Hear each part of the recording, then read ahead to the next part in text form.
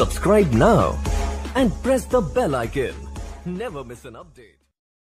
नमस्कार मित्रों, स्वागत करता हूं सबका इस YouTube चैनल पर जिसका नाम है स्टडी विद पीएन लोधा। मित्रों, रीट शिक्षक भर्ती हेतु लेवल 1 से हो या लेवल 2 से यदि आप तैयारी कर रहे हो और यदि आपके लैंग्वेज फर्स्ट हिंदी है या लैंग्वेज सेकंड हिंदी है तो ये टेस्ट पेपर आपके लिए बहुत ही उपयोगी साबित होने वाला है। हिंदी का मॉडल टेस्ट पेपर नंबर 6 आज आपके लिए लेकर आया हूँ जो दोनों लेवल के लिए बहुत ही उपयोगी है, जिसमें आपको व्याकरण और शिक्षण विधियों के बेजोड़ प्रश्न मिलने वाले हैं। तो चलिए ये वीडियो को शुरू करते हैं। बहुत ही शानदार 30 प्रश्न आपको देखने को मिलेंगे साथियों। आपका पहला क्वेश्चन है, निम्न में से कौन सा शब्द तत्सम है? तत्सम शब्द का चयन करना है आपको मित्रों। विकल्प 1 है परीक्षा, दूसरा है हाथ, तीसरा है मामा और चौथा है जमाई। तो साथियों देखिए, इस प्रश्न को आप किस तरीके से हल कर सकते हो। जब कभी भी आपको संधि युक्त शब्द के परि प्लस इच्छा बराबर शब्द क्या बन जाता है? परीक्षा। तो संधि युक्त शब्द लगभग तत्सम ही होते हैं, तो आप आसानी से इसका प्रथम वाला जो विकल्प है वो सही कर सकते थे। मित्रों, प्रथम विकल्प यहाँ सही है प्रश्न संख्या 1 में। दूसरा क्वेश्चन देखेंगे, निम्न में से स्त्रीलिंग शब्द का चयन कीजिए। विनम्रशील, चावल, पीपल और शुभ है। तो साथियों देखिए, पीपल और चावल ये तो बिल्कुल आपको लग रहा है कि ये पुल्लिंग है। बाकी दो विकल्प हैं, एक तो विनम्रशील और एक है शुभ है। इसमें आपको दोनों में से एक का चयन करना है। स्त्रीलिंग शब्द कौन सा है? तो अपन कहते हैं विनम्रशील है वो, तो मतलब वो पुल्लिंग की बात की जा रही है, मतलब ये भी आपकी स्त्रीलिंग नहीं है। अर्थात आपका जो सुबह हो गई स्त्रीलिंग का बोध हो रहा है। तो चौथा विकल्प आपका यहाँ सही है साथियों प्रश्न संख्या 2 में। नेक्स्ट तीसरा क्वेश्चन देखेंगे मित्रों। प्रश्न नंबर 3 आपके आता है, आंख का बहुवचन होगा। अखियां, आंखें, आंखों और अखियां। देखिए बहुत ही इंपॉर्टेंट क्वेश्चन है, कंफ्यूजन करने वाला। आपको आंख का बहुवचन बताना है साथियों। अगर बात करें तो अखियां और अखियां ये तो दोनों ही गलत आपको लग रहे हैं, लेकिन दो विकल्प हैं, एक तो आंखों और एक है आंखें। तो साथियों आपको यहाँ पर इन दोनों में से एक का चयन करना है। आपका सही आंसर है इसमें आंख का प्रथम जो आपको फर्स्ट जो आपकी चॉइस रहेगी आंख के बहुवचन में वो रहेगी आंखें। तो दूसरा विकल्प सही है। वैसे इसका आंखों भी हो सकता है, लेकिन आंखों आपका सेकंड चॉइस है और यहाँ आंखें आपकी फर्स्ट चॉइस है। प्रश्न नंबर 3 में दूसरा विकल्प सही माना जाएगा। प्रश्न 4 पे आते हैं, किस वाक्य में क्रिया आसन्न भूतकाल में हुई है? आसन्न भूतकाल मतलब भूतकाल तो है, लेकिन कौन सा? आसन्न। पहला विकल्प है, श्याम गाना सुन चुका था, माँ खाना बना रही थी, मनोज घर पहुंच गया होगा और राधा के कपड़े सिल गए हैं। तो मित्रों देखिए, श्याम गाना सुन चुका था ये तो आपके पूर्ण भूतकाल का उदाहरण है। माँ खाना बना रही थी मतलब अपूर्ण, तो ये अपूर्ण भूतकाल का आपके उदाहरण है। मनोज घर पहुंच गया होगा यहाँ पर संदेह है, तो जो चौथा विकल्प है वो है राधा के कपड़े सिल गए हैं। सिल गए हैं मतलब भूतकाल में तो है, लेकिन सिल गए हैं, अभी अभी का बोध हो रहा है, इसलिए चौथा विकल्प सही है। ये आसन्न भूतकाल का उदाहरण है साथियों, जिसमें क्रिया के भूतकाल में कुछ देर पहले ही पूर्ण होने का बोध हो। चौथे क्वेश्चन में चौथा ही ऑप्शन सही है। प्रश्न संख्या 5 पे आते हैं साथियों, निम्न वाक्यों में कौन सा जातिवाचक संज्ञा नहीं है? जातिवाचक संज्ञा नहीं है। विभीषणों से सावधान रहो, गांधी जी ने भारत स्वतंत्र कराया, हम सभी को बुराइयों से बचना चाहिए, दूरियों से अपनापन कम नहीं होता। तो मित्रों जातिवाचक संज्ञा की बात करें तो यहाँ विभीषणों मतलब बहुत की बात की जा रही है, तो ये तो जातिवाचक है। बुराइयों यहाँ पर भी ये भी जातिवाचक में आ जाएगा क्योंकि बहुवचन में है। अपनापन ये भाववाचक में आ जाएगा साथियों। लेकिन जो गांधी जी ने भारत स्वतंत्र कराया, गांधी जी यहाँ पर एक व्यक्ति की विशेषता है, महात्मा गांधी की बात की जा रही है यहाँ पर, क्योंकि आज़ाद स्वतंत्र किसने कराया? महात्मा गांधी ने। तो दूसरा विकल्प सही है साथियों। गांधी जी का मतलब महात्मा गांधी से है, जो कि एक व्यक्तिवाचक संज्ञा में आ जाता है। पांचवें क्वेश्चन में दूसरा ऑप्शन सही है मित्रों। प्रश्न 6 पे आते हैं, प्रेरणार्थक क्रिया का उदाहरण है। विकल्पों को देखिए। रामचंद्र महेश से पत्र लिखवाता है। रामू को है ये, है ना, रामू को अपना काम करने दो, मोहन ने पुस्तक पढ़ी और आप चाय लीजिए। तो मित्रों वो देखिए, प्रेरणार्थक क्रिया का मतलब होता है जहां कर्ता स्वयं कार्य न करके दूसरों से कार्य करवाता है। किनसे? दूसरों से। तो वहां पर आपके प्रेरणार्थक क्रिया होती है। और यहाँ पर रामचंद्र महेश से पत्र लिखवाता है, इसमें प्रेरणार्थक क्रिया का प्रयोग हुआ है साथियों। तो प्रथम विकल्प सही है प्रश्न संख्या 6 में। नेक्स्ट प्रश्न 7 पे आते हैं। निम्न में से निपात का चयन कीजिए। भी, वह, जहां और कोई। देखिए निपात का मतलब होता है किसी विशेष चीज पर जोर देना। तो एक शब्द है यहाँ भी, ये एक निपात है साथियों। जिसे एक तो वाक्य आता है मैं चलूंगा, एक वाक्य है, और इसी में बीच में आ जाता है मैं भी चलूंगा। तो ये भी शब्द जोर दे रहा है चलने पर। तो ऐसे शब्द जो जोड़ देते हैं उनको ही निपात या अव्यय के अंतर्गत आते हैं, निपात कहा जाता है इनको। प्रथम विकल्प यहाँ आपका सही है 7वें प्रश्न में। नेक्स्ट 8वां क्वेश्चन देखेंगे साथियों। नीरस का संधि विच्छेद क्या होगा? नीह प्लस रस, नी प्लस रस, नी प्लस रस और निर प्लस रस। देखिए नीरस का, नीरज का, इनका अगर हम संधि विच्छेद करेंगे तो इनका संधि विच्छेद होता है नीह प्लस रस। ये आपके विसर्ग संधि का उदाहरण है साथियों। एक नियम है विसर्ग संधि में कि विसर्ग के पूर्व छोटी ई हो और बाद में र हो तो छोटी ई बड़ी ई में परिवर्तित हो जाती है और विसर्ग का लोप हो जाता है। तो यहाँ पर वही नियम लागू है। प्रथम विकल्प सही है। देखिए बहुत सारी पुस्तकों में आपको हो सकता है कि नीरस की जो संधि है वो मिले ना विसर्ग में, लेकिन वो अधूरा मैटर है मित्रों। प्रथम विकल्प यहाँ सही है प्रश्न संख्या 8 में। नेक्स्ट 9वां क्वेश्चन देखते हैं। किस क्रमांक में समास का सही विग्रह हुआ है? सही विग्रह बताना है आपको। हवन सामग्री, हवन की सामग्री। गृह प्रवेश, गृह में प्रवेश। रणवीर, रण का वीर। सभा पंडित, सभा का पंडित। देखिए सही समास विग्रह की अगर हम बात करें तो हवन सामग्री का होता है हवन के लिए सामग्री। तो ये तो गलत हो गया। रण का वीर नहीं होता, रण में वीर होता है। सभा का पंडित भी नहीं होता है साथियों, बल्कि सही है गृह में प्रवेश। ये बिल्कुल सही समास विग्रह है, इसलिए दूसरा विकल्प आपका यहाँ पर सही है प्रश्न संख्या 9 में। नेक्स्ट 10वां क्वेश्चन देखते हैं साथियों। अव्ययीभाव समास का उदाहरण नहीं है। बखूबी, बेशक, आशातीत और आजीवन।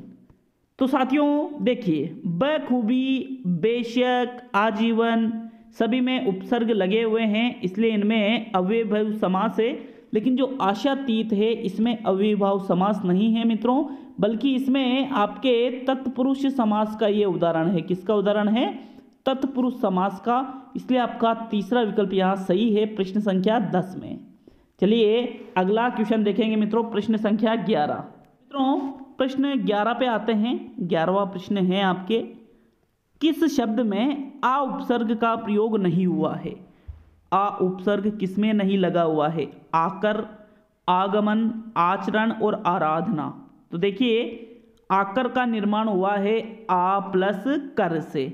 आगमन का निर्माण हुआ है आ प्लस गमन से। आचरण का निर्माण हुआ है आ प्लस चरण से। लेकिन जो आराधना शब्द है साथियों, इसमें मूल शब्द आराधना, जो मूल उपसर्ग है वो आ नहीं है साथियों, इसमें आ उपसर्ग नहीं लगा हुआ है। इसलिए चौथा विकल्प आपका यहाँ सही है। आराधना में आ उपसर्ग नहीं लगा हुआ है और आपसे यही पूछा था साथियों। प्रश्न 12 पे आते हैं। किस शब्द में तन प्रत्यय का सही प्रयोग हुआ है? तन, जैसे पतन, वेतन, जतन और पुरातन। तो तन प्रत्यय का सही प्रयोग कौन से शब्द में हुआ है साथियों? देखिए वेतन, पतन, जतन, इनमें तन प्रत्यय मूल रूप से नहीं है साथियों। तन तो इनमें मूल शब्द है, बाकी जो पुरातन शब्द है इसमें पूरा मूल शब्द है और तन प्रत्यय का सही प्रयोग हुआ है। इसलिए आपका चौथा विकल्प यहाँ सही है, पुरातन वाला। बाकी वेतन में कोई तन प्रत्यय नहीं है, तन मूल शब्द है। इसमें भी तन मूल शब्द है और इसमें भी तन मूल शब्द है, जबकि यहाँ मूल शब्द क्या है? पूरा। इसलिए चौथा विकल्प आपका यहाँ सही है प्रश्न 12 में। प्रश्न 13 पे आते हैं। निम्न में से असंगत विलोम युग्म है। असंगत, आर्द्र का शुष्क, आश्रित का अनाश्रित, विगत का आगामी और आचार का अनाचार। देखिए मित्रों, आर्द्र का शुष्क ही होता है, आर्द्र का शुष्क, आर्द्र मतलब थोड़ा गीला, शुष्क मतलब थोड़ा यहाँ पर गीले से विपरीत हो जाएगा। विगत और आगामी, विगत मतलब पिछला और आगामी मतलब आने वाला, तो ये भी सही है। आचार का अनाचार ही होता है, लेकिन जो आश्रित है उसका अनाश्रित नहीं होता है साथियों। दूसरा विकल्प आपका यहाँ सही है प्रश्न संख्या 13 में। नेक्स्ट प्रश्न नंबर 14 पे आते हैं। प्रश्न नंबर 14 है, निम्न में से कौन सा जोड़ा गलत है? जो भेदा न जा सके उसे अभेद्य कहते हैं। दूर की बात सोचने वाला दूरदर्शी कहलाता है। जिसका दमन करना कठिन हो दुर्दमनीय कहलाता है। और इंद्रियों को वश में न रखने वाला संयमी कहलाता है। तो मित्रों देखिए, गलत जोड़े का चयन करना है तो जो भेद न सको उसको अभेद्य कहते हैं। दूर की बात जानने वाला दूरदर्शी होता है। जिसका दमन करना कठिन हो दुर्दमनीय होता है। लेकिन इंद्रियों को वश में न रखने वाला, फिर इसको आप संयमी कैसे कह सकते हो? इसलिए चौथा विकल्प आपका यहाँ सही है साथियों, प्रश्न संख्या 14 में। नेक्स्ट प्रश्न 15 पे आते हैं। निम्न में से मिश्रित वाक्य कौन सा है? मिश्रित वाक्य बताना है आपको। इस वर्ष देश में गेहूं का उत्पादन अधिक हुआ। ये तो भाई सरल वाक्य लग रहा है हमें तो। जो व्यक्ति यहाँ आया था उसे पुलिस ने पकड़ लिया। सभी ने उनसे अनुरोध किया किंतु वह नहीं माना।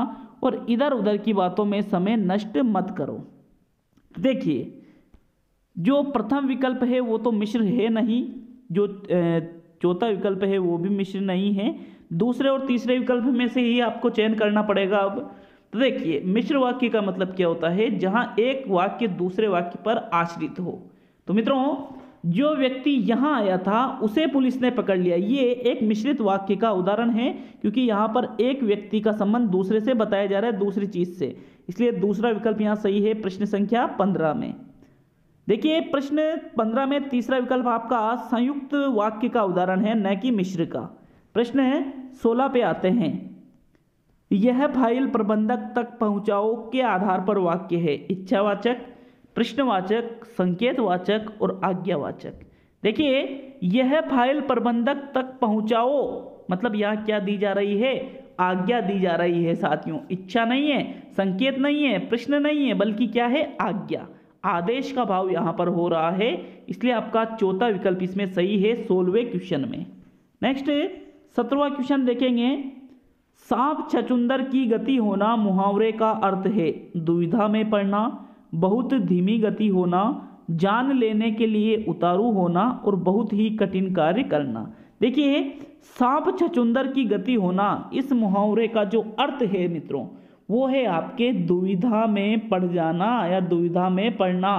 प्रथम विकल्प यहाँ सही है साथियों, प्रश्न संख्या 17 में। देखिए, 18वां क्वेश्चन देखेंगे मित्रों, इसके बाद शिक्षण विधियों के प्रश्न आपके आने वाले हैं। 18वां क्वेश्चन है, सदा समान रहना लोकोक्ति है। ढाक के 3 पात, न उदो का लेना न माधो का देना, सावन हरे न भादो सूखे और बराबर कार्य करना। तो सदा समान रहना मतलब एक जैसी स्थिति की बात की जा रही है यहाँ पर। तो इसकी लोकोक्ति है, सावन हरे न भादो सूखे। ना ही तो हमारा सावन हरा होता है और ना ही हमारा भादो सूखा होता है, मतलब सदैव एक समान बने रहना। तीसरा विकल्प आपका सही है प्रश्न संख्या 18 में। नेक्स्ट 19वां क्वेश्चन है, आस्था, श्रद्धा, प्रेम, सहृदयता और संवेदनशीलता के गुण शिक्षण के किस उद्देश्य के अंतर्गत आते हैं? रचना कार्यों में मौलिकता है, भौतिकता नहीं है। मौलिकता लाना, सद्वृत्तियों का विकास करना, भाषा तत्व का ज्ञान प्राप्त करना और साहित्य का रसास्वादन करना। देखिए, आस्था, श्रद्धा, प्रेम, सहृदयता और संवेदनशीलता, ये सभी सद्वृत्तियों के अंतर्गत आ जाती है साथियों। इसलिए दूसरा विकल्प आपका यहाँ सही है, सद्वृत्तियों का विकास करना, ये शिक्षण के उद्देश्य के अंतर्गत आ जाती है सभी चीजें। मतलब आपका दूसरा विकल्प यहाँ सही आंसर है साथियों, प्रश्न संख्या 19 में। नेक्स्ट 20वां क्वेश्चन देखते हैं मित्रों। प्रश्न नंबर 20 है, रचना में शब्दों को प्रयुक्त किया जाता है। सुव्यवस्थित रूप में, अभिव्यक्ति के रूप में, भावात्मक रूप में और अभिव्यंजनात्मक रूप में। देखिए रचना की बात की जा रही है, अगर यही बात की जाती पद्य की तो फिर आपका तीसरा विकल्प सही हो जाता, लेकिन बात किसकी की जा रही है? रचना की। रचना में जो शब्द प्रयुक्त करते हैं, जो जिन शब्दों का प्रयोग करते हैं वो इसलिए करते हैं अभिव्यक्ति हो, ताकि हमारी अभिव्यक्ति हो भावों की। दूसरा विकल्प सही है साथियों, प्रश्न संख्या 20 में अभिव्यक्ति के रूप में शब्दों को प्रयुक्त किया जाता है रचना शिक्षण के अंतर्गत। अगला क्वेश्चन देखेंगे, प्रश्न नंबर 21। 21वां क्वेश्चन क्या है आपके? कौन सी व्याकरण शिक्षण की प्राचीन व परंपरागत विधि है? प्राचीन और परंपरागत। निगमन विधि, आगमन विधि, भाषा संसर्ग विधि और प्रयोग प्रणाली। देखिए प्राचीन व परंपरागत विधि की अगर हम बात करें तो ये है आपके निगमन विधि, क्योंकि निगमन विधि का प्रयोग प्राचीन काल से ही होता आ रहा है, क्योंकि इसमें क्या करते हैं कि सूत्र के आधार पर बच्चों को नियम रटवाया जाता है साथियों, मतलब सूत्रों के आधार पर किसी चीज को कंठस्थ करवाया जाता है। प्रथम विकल्प सही है साथियों, प्रश्न संख्या 21 में। जबकि नवीन प्रणाली और सुग्राही प्रणाली कौन सी है? आगमन प्रणाली। भाषा संसर्ग प्रणाली में क्या करते हैं? व्याकरण के साथ साथ जब पाठ पढ़ाया जाता है तो व्याकरण की शिक्षा भी उसी के साथ दे दी जाती है। यहाँ पर आपका प्रथम विकल्प सही है 21 में।